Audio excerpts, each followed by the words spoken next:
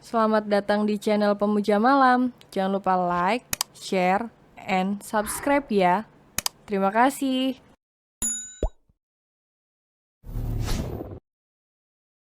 Chapter 44, Calon Ibu Muda. Serempak para pria menoleh ke arah sumber suara. Ara mendekati meja makan, duduk di sebelah Lano yang sudah menghabiskan setengah makanannya. "Kenapa kalian sarapan tanpa aku? Dasar pria jahat," tatapan tajam Ara hunuskan pada para lelaki yang memasang mimik wajah terkejut akan kedatangan si nyonya yang mulai bersikap aneh. "Tadi kamu bilang kalau kamu masih malas, sayang," Lano membela diri. "Itu tadi bukan sekarang kakak," Ara mulai menaikkan nada suaranya. Kesal Lano mengabaikannya. "Apa ada bedanya? Tadi dan sekarang hanya berbeda berapa menit, Ara." Lano semakin pusing, entah apa salahnya. "Bedalah, kalian itu memang kumpulan pria tidak peka. Pantas saja lama melajang." Ara bangkit lagi dari kursi. Perasaannya yang semula mulai meredam kini kembali memanas. Cepat Ara berjalan kembali menuju ke lantai atas. Cepat juga Lano berusaha mengikuti langkah sang istri yang masih penuh teka-teki dari belakang. Namun tiba saja wanita itu merasa pusing hingga membuat tubuh kecilnya terlihat tak seimbang. Belum sempat Ara melangkah ke tangga yang menuju ke kamarnya di lantai atas. Hitungan detik perempuan yang memakai piyama tidur itu tiba ambruk ke lantai hingga membuat kegaduhan pagi itu. "Sayang," pekik Lano saat tangannya sudah berada pada tubuh lemas Ara yang terbaring dengan wajah pucat di lantai. "Jody, nyonya."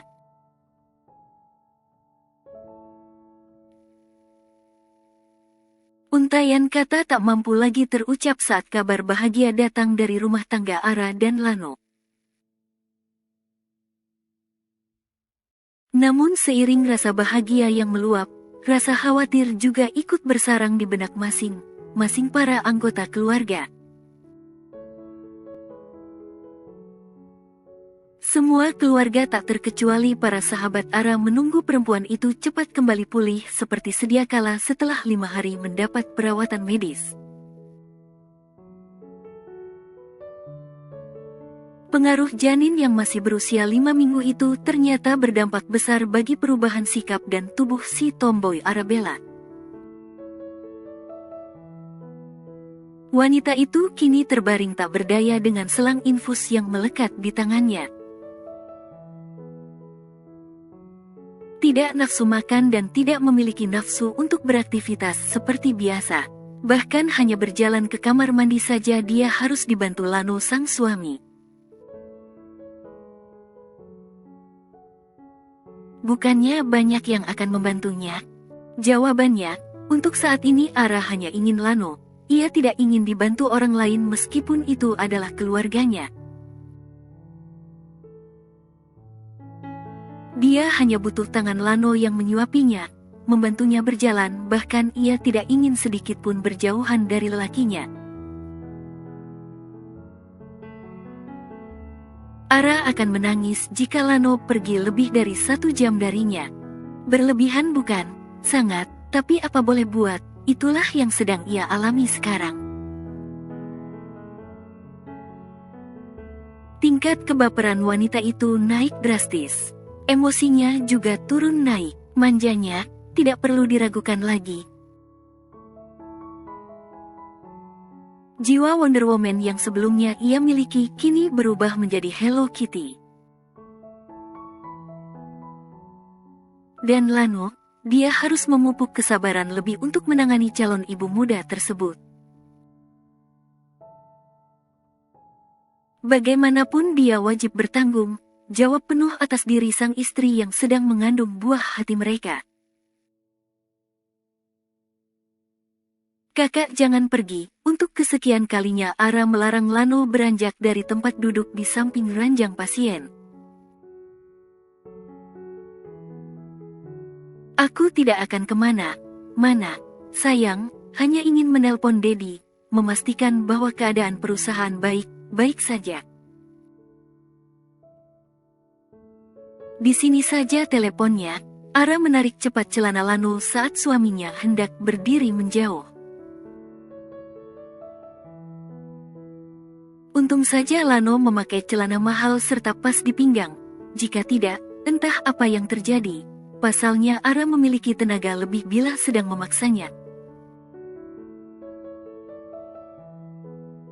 Tapi lemah kembali bila harus turun dari ranjang pasien. Cuma di depan pintu tidak boleh. Tidak.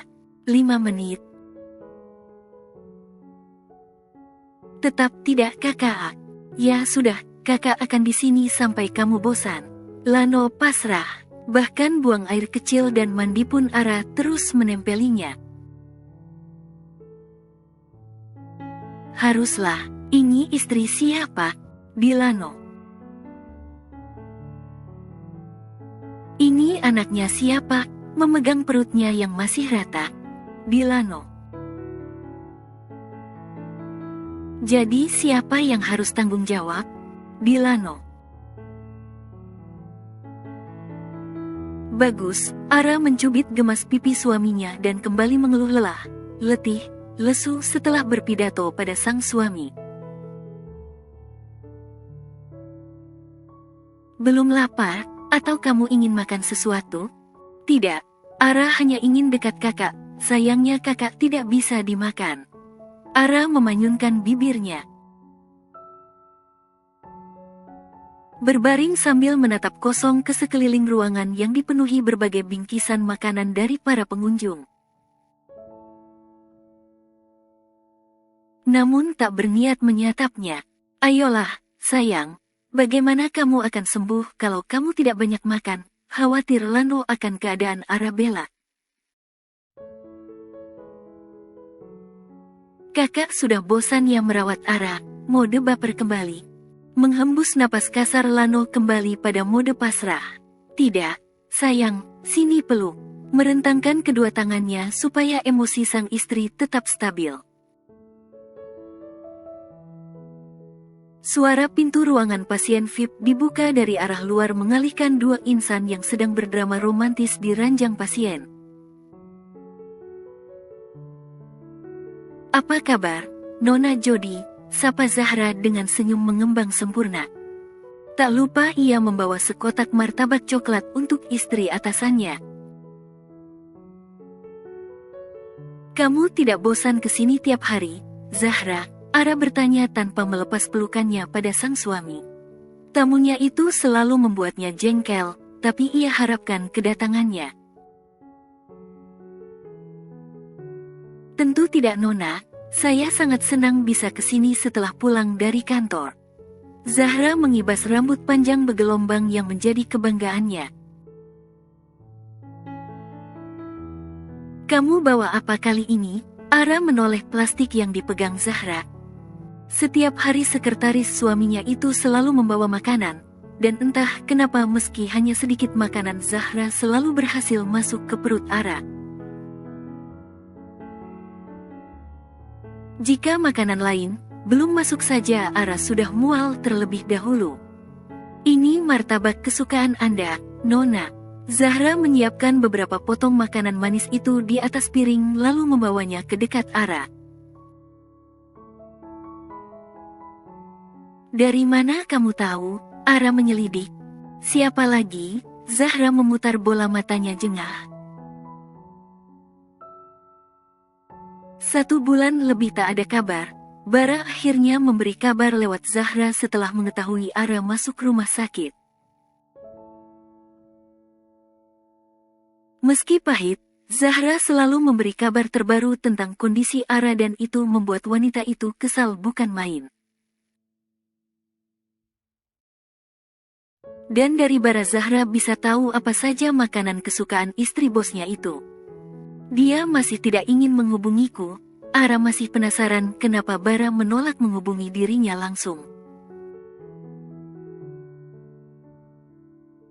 Sudahlah Nona, yang penting sekarang pria itu baik saja. Dia sibuk meniti karir di negara orang, jadi sebaiknya biarkan dia menata hati dan masa depannya dengan tenang di sana. Zahra menyuapi sedikit demi sedikit makanan yang ia bawa ke mulut Ara. Stop, Ara menyuruh Zahra berhenti memasukkan makanan ke mulutnya. Kenapa? Heran Zahra padahal ia sangat antusias bahwa Ara tidak mual dengan makanan yang ia bawa. Ara menoleh suaminya yang kini beralih fokus pada ponsel pintar di tangannya saat kedatangan Zahra.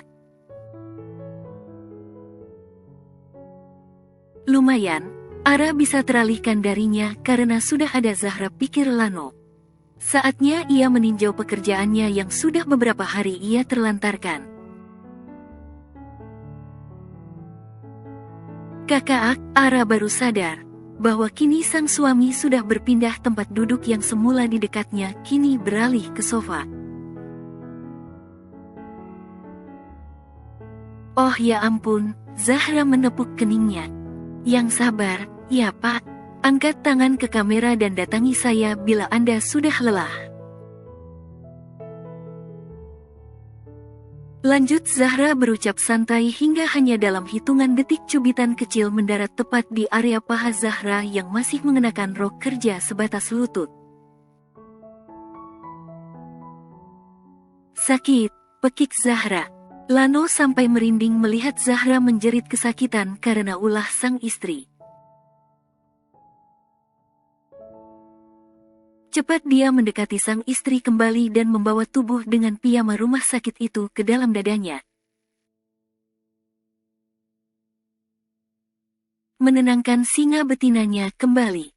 Ini belum seberapa, mau aku kuliti, ancam Ara. Saya hanya bercanda, Nona, Anda benar kejam, semoga saja anak Pak Lano tidak sekejam ibunya. Zahra sedikit meringis menahan sakit, namun seperkian detik dia tersenyum. Sungguh lebih baik melihat istri bosnya itu kesal daripada tak sadarkan diri seperti hari pertama Arabella masuk rumah sakit. Semua orang begitu cemas karena Ara tidak sadarkan diri lebih dari 5 jam.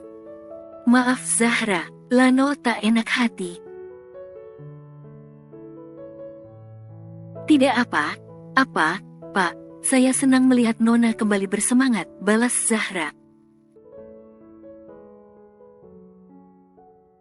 Kalian berkoalisi, selidik Ara. Matanya menyipit memandang Lano dan Zahra bergantian. Kejutaan, kali ini keriuhan bertambah besar. Baim, Galih dan Alex ikut mengunjungi Ara setelah seharian mereka ditugaskan di kantor Lano. Baim memegang balon warni, Alex membawa boneka beruang besar warna putih, sedangkan Galih terlihat memeluk sebuket besar bunga mawar merah di pelukannya. Kalian sedang apa? Ada yang ulang tahun? Tiba saja Ara merinding melihat ketiga sahabatnya datang dengan barang bawaan yang dulunya sangat Ara benci. Sewaktu belum menikah, Ara memang tidak suka dengan kejutan seperti yang sedang teman-temannya lakukan. Sungguh berlebihan menurutnya jika melakukan hal manis seperti itu. Menjijikan, katanya dulu. Kamu tidak senang, sayang? Tanya Lano. Ia sengaja menyuruh sahabat Ara datang membawa hadiah kecil itu. Setaunya, para wanita akan suka kejutan manis di saat sedang sakit. Ara menggeleng kuat. Tidak. Ya sudah. Baim, Galih, Alex bawa barang itu menjauh, titah Lano. Siap, bos. Alex, Baim dan Galih segera meninggalkan ruangan. Tunggu, kata Zahra. Ia menoleh Ara dan Lano. Apa boleh untuk saya? Zahra berseringai. Sayang kalau dibuang, lanjut Zahra. Siapa yang menyuruh buang? Tanya Ara. Bukannya Nona tidak suka? Biasanya, kan orang kaya kalau tidak suka ya dibuang. Siapa bilang, Al, Gal, berikan boneka dan balonnya pada salah satu pasien anak di rumah sakit ini. Mawarnya kalian kasih saja dengan wanita yang mungkin kalian sukai, perintah Ara. Zahra nampak kecewa. Kamu mau hadiah seperti itu? Ara tiba saja kasihan. Zahra mengangguk. Ya sudah, minta belikan Tuan Malik. Tunggu, dari mana Anda tahu saya dan Tuan Malik? Zahra menatap curiga Ara. Setaunya tidak ada yang tahu kedekatan keduanya. Lain kali kalau mau menyembunyikan hubungan, jangan pernah pasang gambar pasangan sebagai wallpaper di ponsel. Ara menoleh layar ponsel Zahra yang semula ia letakkan di nakas tepat di sebelah ranjang pasien milik Ara. Karena mode diam, Zahra tak sadar bahwa ternyata Malik menelpon dan sudah yang ketiga kalinya. Itu hanya sebagai penyemangat bekerja, Nona. Zahra menunduk malu. Gerakan cepat ia lakukan untuk mengambil ponsel miliknya lantas mendekap benda pipih itu ke dadanya. Ternyata, kalian berhubungan diam, Ara menyipitkan mata. Teman kerja dan tetangga dekat, Nona, serius hanya teman, bukankah sebagai tetangga kita harus saling tolong-menolong? Zahra menegaskan kata teman. Padahal tidak penting juga ia menjelaskan. Ara sama sekali tak peduli dengan status Zahra dan Malik. Spesial juga boleh, kalian cocok, yang satu luar biasa sempurna, yang satu luar biasa-biasa saja. Bumil selalu tak lupa kalimat menyindir. Maksud Anda Nona, Anda mengatakan saya hanya wanita biasa? Jangan pedulikan, cepat angkat saja telepon dari Malik. Bersambung.